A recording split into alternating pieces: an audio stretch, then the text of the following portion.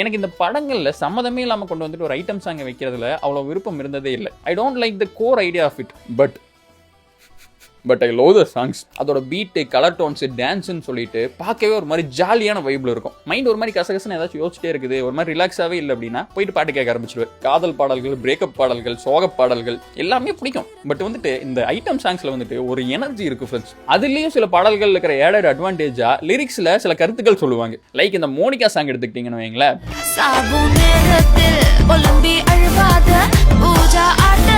சாகு நேரத்தில் புலம்பி அழுவாது. ஏன்னா பேசிக்கா நீ சாக போற, அந்த நேரத்தில் நீ புலம்பி அழுது எதுவும் சேஞ்ச் ஆக போறது கிடையாது.